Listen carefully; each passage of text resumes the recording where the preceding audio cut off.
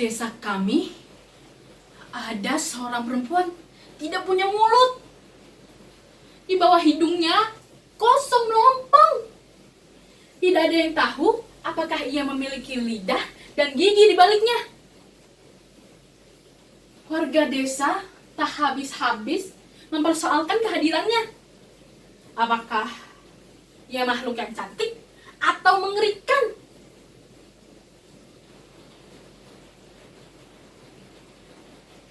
Bagi kami semua, wajahnya begitu cantik.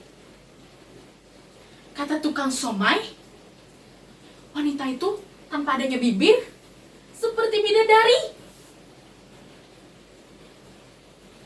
Siapa saja yang menatapnya, yang memandanginya dengan bebas dan rahasia, dapat menempelkan di angan-angan mulut dan bibir yang diinginkan. Wajahnya begitu luwes, diberi bibir apapun cocok. Bibir yang doer, bibir yang tipis, yang tebal, yang monyong, yang sedikit nakil pun cocok. Asal amit-amit jangan sumbing saja. Tapi ada banyak warga yang menganggap wanita itu jelek, mengerikan kalau mereka. Mau sempurna apapun potongan wajahnya, tanpa adanya mulut, ia adalah makhluk yang cacat. Pro dan kontra berlangsung lama. Semakin lama, semakin panas, memicu bentrokan. Ada sekelompok warga yang ingin mengusirnya dari desa karena dianggap membawa sial. Ini kiriman iblis, kata mereka. Tapi untungnya harga minyak naik deras. Bukan naik lagi, hilang. Diperintahkan oleh pemerintah untuk menurunkan harganya, tapi tidak digubris sama sekali. Malah harganya jadi tambah gila.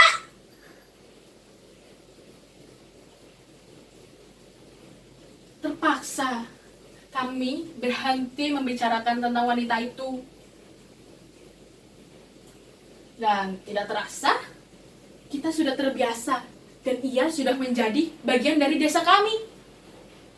Awalnya sih kita memang berdebat, tapi karena itu kami menjadi mendekat dan bersatu. Rasa persaudaraan kami, orang desa, masih tebal. Gotong royong kami bukan bohong, tidak seperti orang kota yang sudah luntur.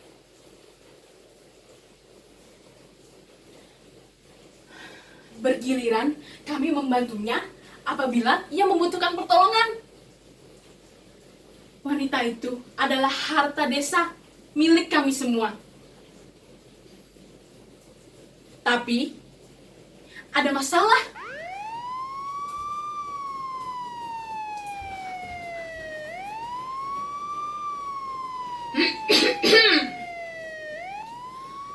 Atas nama keamanan dan kenyamanan, siapa saja yang mengganggu stabilitas akan kami tindak tegas. Tidak pandang bulu. Tangkap biang keladinya, cepat tangkap. Tiba-tiba saja petugas dari pusat datang. Ia seperti tentara kolonial, melabrak dan mencaci maki.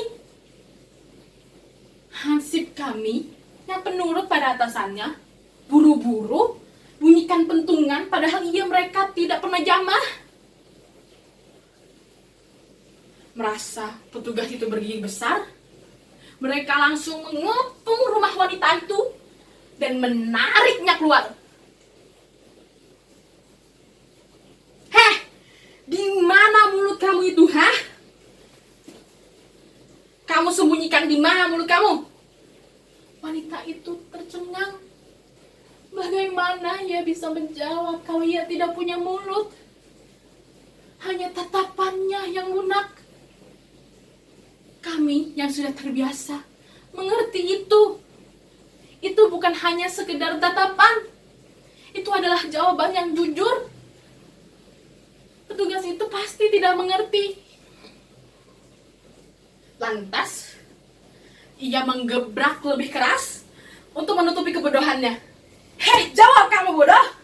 Di mana mulut kamu itu? Di mana kamu sembunyikan? Tapi sama. Perempuan itu hanya bisa menatap. Lalu, perempuan itu diseret kembali ke kamar untuk diajak bicara berempat mata selama 4 jam.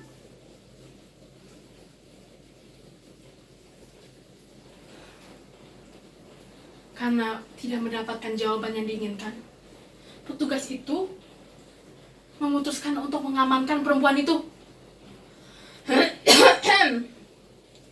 Atas nama keamanan dan kedamaian, perempuan ini akan kami amankan sampai jelas asal-usulnya, sampai jelas siapa dalangnya, dan kenapa ia tidak punya mulut. Siapa yang sudah merencanakan ini sampai semua warga resah menerimanya begitu saja?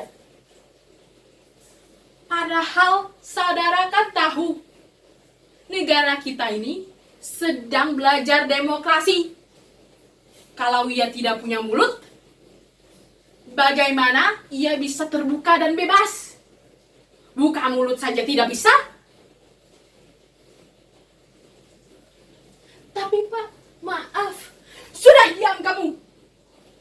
Siapa saja yang menghalangi pemerintah dianggap berkomplot. Negara kita ini negara hukum. Ketertiban nomor 1. Apa kalian semua mau ditangkap? Warga desa keberatan. Kenapa orang tak bersalah harus diamankan? Kenapa orang tak bermulut dianggap bersalah?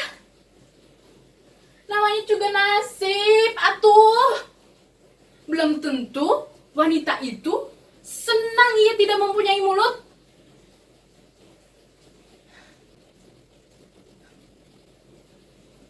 Walaupun kami tidak berani membantah, tindakan sewenang-wenang itu menjadi bahan cercaan. Masa petugas seperti Prokem? Masa atas nama tugas sudah membenarkan yang keji? Mana mungkin pemerintah memilih serigala untuk melindungi rakyat? Petugas itu hanya ingin menjilat pantat atasannya. Itu mah bukan petugas, tapi tikus. Untuk apa pemerintah melihara tikus?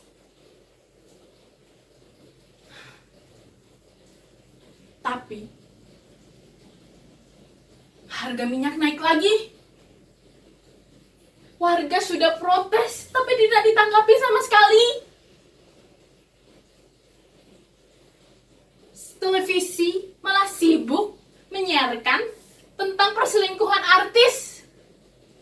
Surat kabar menggeluti tentang RUU anti pornografi dan pornografi. Bahkan cerita wanita tanpa mulut aparat itu kalah pamor.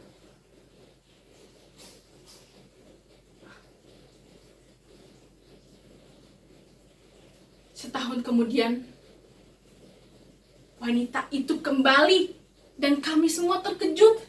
Astagfirullahaladzim! Wanita itu sudah punya mulut. Sepasang bibir mungil bergantung di wajahnya. Giginya putih bersih seperti iklan pasta gigi. Sekarang, ia sudah bisa bercerita panjang lebar.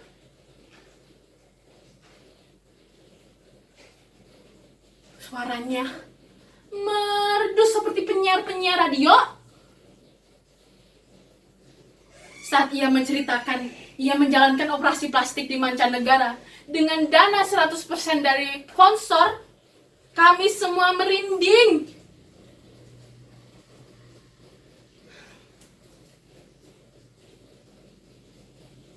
Aku sudah punya mulut. Aku tidak minder lagi. Aku sama seperti kalian. Bahkan mulutku ini sudah diajari banyak hal. Aku bisa bernyanyi, aku bisa berbahasa Inggris, dan aku juga bisa membaca puisi. Dan mohon maaf, mulutku ini juga sudah bisa ciuman.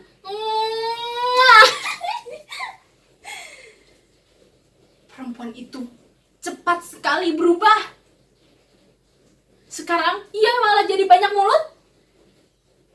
Dari pagi sampai malam, ia terus saja mengoceh padahal tidak ditanya. Padahal orang-orang sudah tertidur.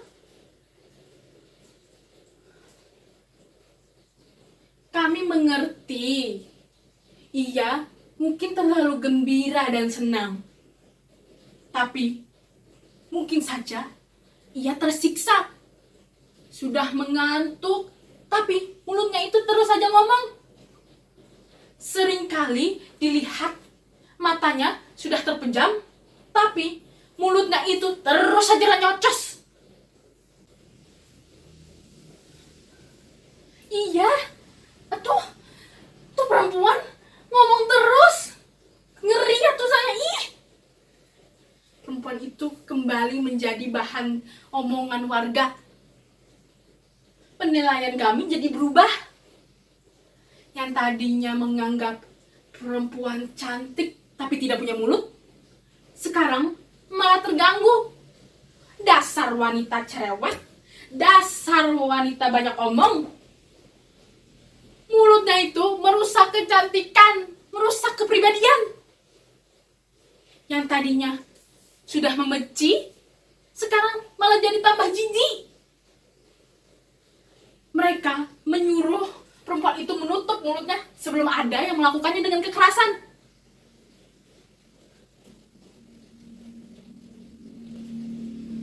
Tapi tiba-tiba ada masalah. Harga sembako naik, harga listrik naik, ada kasus narkoba di mana-mana. Kehidupan jadi tambah gila. Pemerintah seharusnya prihatin pada kami. Tapi mereka malah sibuk berebut kursi yang artinya rezeki. Dan orang-orang pintar sibuk mengurusi bagaimana cara memperbaiki generasi muda. Padahal mereka sama-sama tenggelam. Ini mengkhawatirkan. Inilah akhir dari kisah Jabrut Khatulistiwa.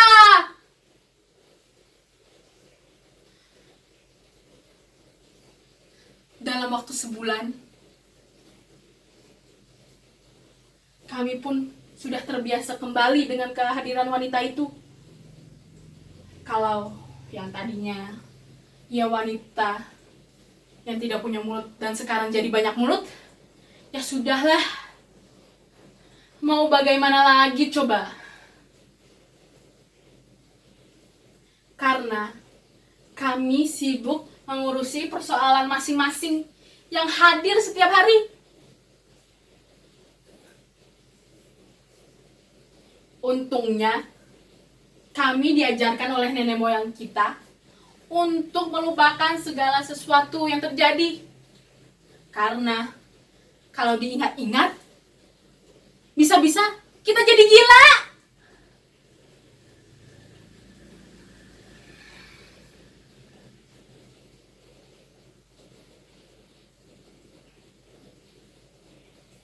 Tapi petugas itu datang kembali.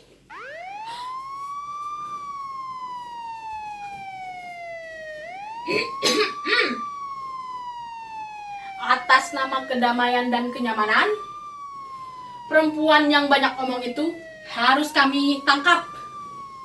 Ia telah membakar-bakar. Bukan itu maksudnya untuk memberikan mulut. Ini tidak bisa didiamkan. Atau jangan-jangan kalian semua yang sudah menyuruhnya untuk menjatuhkan kami. Kami ini pemimpin kalian yang kalian pilih sendiri. Seharusnya kalian percaya pada kami. Jangan sampai pemikiran kalian ternodai oleh pemikiran luar. Kalian bisa sesat. Ini dia. Perempuan yang tadinya tidak punya mulut, sekarang punya mulut. Malah ngawur. Digunakan untuk bergosip, memfitnah, membakar-bakar. Ini namanya bukan demokrasi. Akhirnya, perempuan itu diamankan kembali. Belum sempat warga desa memprotes, keadaan ada masalah lagi. Harga minyak naik lagi. Harga sembako, harga listrik naik. Terpaksa kami tidak mengurusi masalah perempuan itu. Karena urusan perut lebih penting.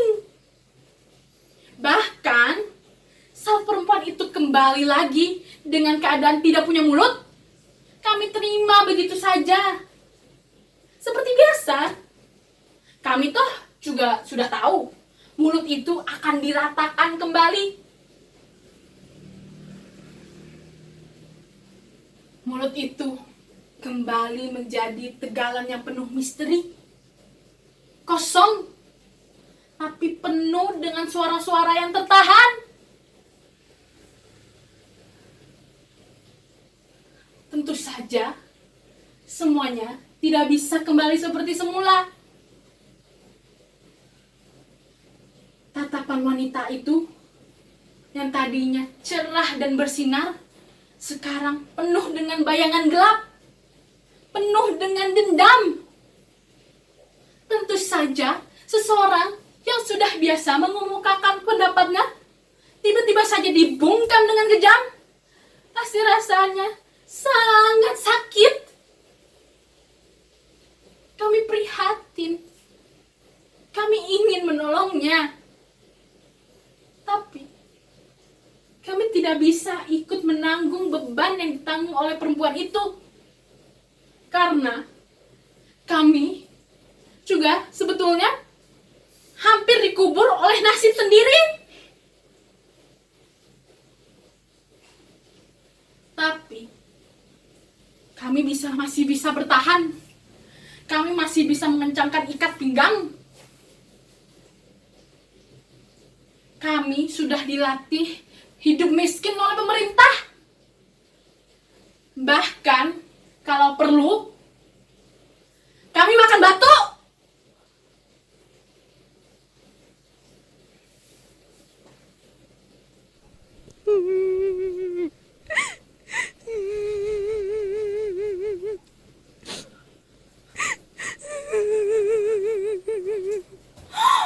Tuhan!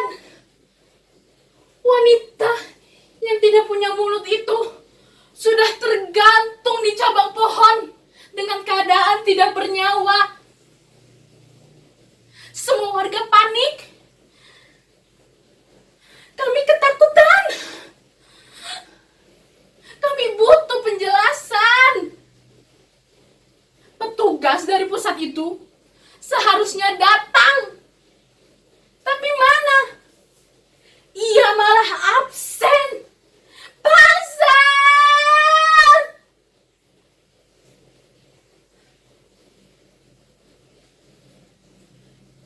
Kami takut. Kami langsung bersiap-siap. Mungkin saja harga listrik naik, atau mungkin harga sembako naik, minyak naik, atau mungkin ada bom meledak. Kami butuh pengalihan.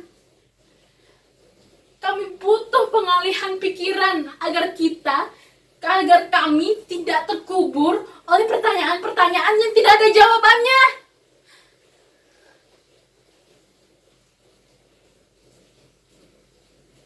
Tapi tidak ada yang terjadi.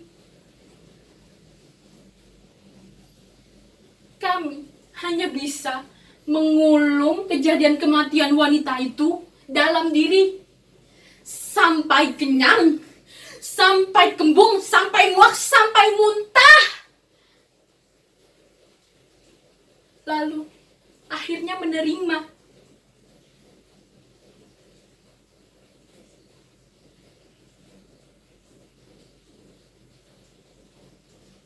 Bertahun-tahun kami dihantui oleh kejadian kematian itu.